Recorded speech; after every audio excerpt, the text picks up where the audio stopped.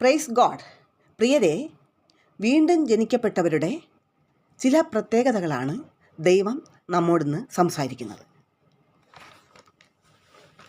യേശുക്രിസ്തുവിനാൽ വീണ്ടും ജനിക്കപ്പെട്ട ഓരോ വ്യക്തികളും പുതിയ സൃഷ്ടികളായ ആത്മരൂപികളാണ്.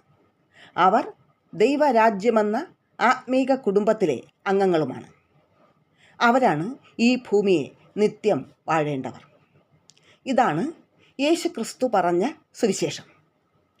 ദൈവരാജ്യം ഭൂമിയിൽ. ദൈവം നമ്മുടെ സകലത്തെയും ജഡത്തിൽ നിന്ന് ആത്മാവിലേക്ക്, ഭൂമിയിൽ നിന്ന് ദൈവരാജ്യത്തിലേക്ക്, ലോകത്തിൽ നിന്ന് ആത്മാവിലേക്ക് മാറ്റിയെന്ന്. ഇനി നമ്മൾ ജഡമല്ല, ആത്മാവത്രേ.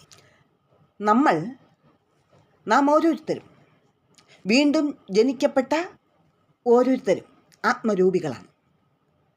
അവർ ക്രിസ്തുവിനുള്ളിലാണ്. പുതിയ സൃഷ്ടികളാണ്, ദൈവപുത്രന്മാരാണ്. ഒരുത്തൻ ക്രിസ്തുവിലായാൽ അവൻ പുതിയ സൃഷ്ടിയാകുന്നു. പഴയത് കഴിഞ്ഞുപോയി.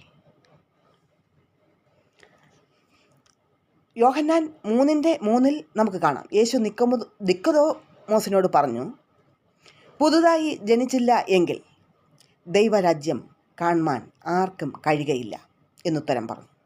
3:6 കാണാം, ജഡത്താൽ ജനിച്ചത് ജഡമാകുന്നു, ആത്മാവിനാൽ ജനിച്ചത് ആത്മാവാകുന്നു.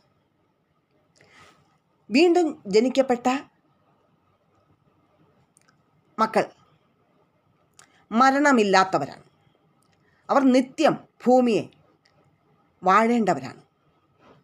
അവർ സ്വർഗീയ ഭവനത്തിലെ അംഗങ്ങളാണ്. നമ്മുടെ ആത്മിക പിതാവ് സ്വർഗസ്ഥ ദൈവമാണ്. നമുക്ക് ആത്മീക യുദ്ധമുണ്ട്. നമുക്ക് യുദ്ധം ആത്മാവിലാണ്, ജഡരക്തത്തോടല്ല. ദൈവം ആത്മാവാണ്, ഞാൻ ആത്മാവാണ്, ഞാൻ ദൈവരാജ്യത്തിലാണ്. എനിക്ക് പോരാട്ടവും ആത്മാക്കളായ പിശാചിനോടാണ്, ലോകക്കാരോടല്ല, ജഡരക്തത്തോടല്ല. അതുമായിട്ട് എനിക്ക് ഒരു ബന്ധവുമില്ല. എഫേസ്യർ 6-ാം അധ്യായം അതിൻ്റെ 10 മുതൽ 17 വരെ നമുക്ക് കാണാം. ഒടുവിൽ കർത്താവിലും അവൻ്റെ അമിത ബലത്തിലും ശക്തിപ്പെടുവിൻ. പിശാചിൻ്റെ തന്ത്രങ്ങളോട് എതിർത്ത് നിൽപ്പാൻ കഴിയേണ്ടതിന് ദൈവത്തിൻ്റെ സർവായുധ വർഗം ധരിച്ചുകൊള്ളുവിൻ. നമുക്ക് പോരാട്ടമുള്ളത് ജഡരക്തങ്ങളോടല്ല, വാഴ്ചകളോടും അധികാരങ്ങളോടും ഈ അന്ധകാരത്തിൻ്റെ ലോകാധിപതികളോടും സ്വർലോകങ്ങളിലെ ദുഷ്ടാത്മസേനയോടും അത്രേ.